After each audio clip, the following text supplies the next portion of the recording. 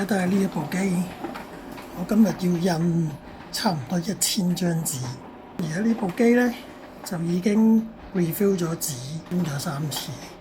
隔離呢度咧就係第一沓印咗出嚟，而家進行緊第二沓嘅影印，俾大家望一望。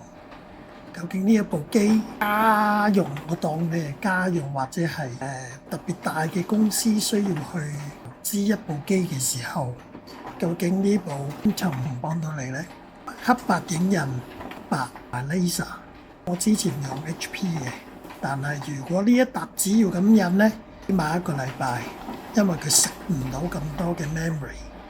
而我最終揀呢一部做替代品，因為呢度嘅 internal RAM 呢係有成1 G， 如果我冇記錯，咁大家就可以睇下啦。而家已經印咗出嚟，個溫度呢因為長效而逐漸增加嘅。咁稍後我會俾大家睇一睇個溫度。我用一個 laser 射落去出風嘅位置，但佢射到出嚟嘅溫度呢57、51.7度，變相係高溫嘅。但係呢個溫度呢，因為印咗咁多出嚟而逐漸升溫，我哋好簡單。你願意花時間睇，我願意幾分鐘後再度多一次。咁你先留意住先。而家大概都過咗1零2分鐘啦。我哋先寫一寫佢外表 laser 嘅30度差唔多啦，0度。好，跟住我哋帶過嚟呢一邊咯喎。呢度就係我所講嘅出風位啦。咁我哋又射下佢喎。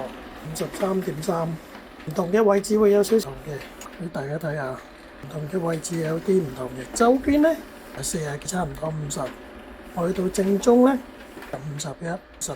所以整體嚟講，呢個溫度咧，你話係咪屬於高咧？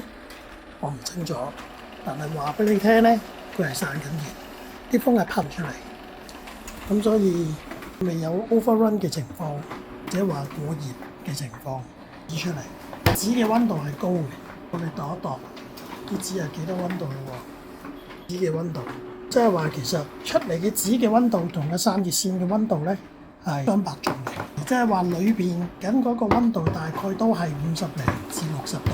咁樣嘅情況之下，呢部機咧就叫做係機裏邊唔知係咪叫類似 laser 機啦 ，laser printer 就可能係咁嘅溫度啦。我唔熟。我只能夠話俾你聽，佢值唔值得買，同埋佢出嚟幾多溫度嘅原因。呢個盒裝咧，啱啱換一個新嘅盒裝咧，就係15,000張紙。所以變相咧，15,000張紙係話俾你聽咩咧？如果你1個月 print， 我當你1個月 print 1000張紙啦，即係你1年都唔使換乜。呢一部機咪幫到你咧，唔係貴，唔係講緊5、6、7、8、9千蚊，2000零3000蚊 HP 嗰啲機一樣。唔係話20 HP 好唔好，而係相對如果你要印大量嘢嘅時候，佢幫到你啦。個襪我都係啱啱先買啫，因為之前嗰個就原裝襪嚟嘅，即係買新機嘅時候。咁呢度都話到俾你聽啦，咁嘅葉數，因為佢代理喺香港都唔少嘅。而家呢個換咧就1650蚊喺香港賣。變相你話1650蚊，15,000張紙屬唔屬於咩情況咧？我都唔識。但係你哋作為新消費者，你哋可以自己考慮。我就試過買個替代物啊 ，HP 用替代物啊 ，Clark 嗰啲係唔好嘅。但係部機佢做唔到，即係等於副圖 system 唔得嘅時候，其他咩嘢周邊嘅配套有嘅 option 都冇。而家呢部主機得，所以買物唔使特別有煩惱。呢個就係個重點。好啦，臨尾一次我哋再度個溫度啦。我哋今次度紙真射出嚟嘅紙，睇到嘅大家出嚟係70幾度嘅原來。好，我哋又望翻過嚟咯喎，大家見到啦，個溫度冇乜點升，冇乜點跌。你見到我好似打緊個正方形咁樣撳咯，答咗你㗎啦。呢差唔多10分鐘嘅片裏邊已經答晒你所有嘅問題。我唔係做緊 online sale，但係話俾你聽，呢部機就考慮。多謝各位。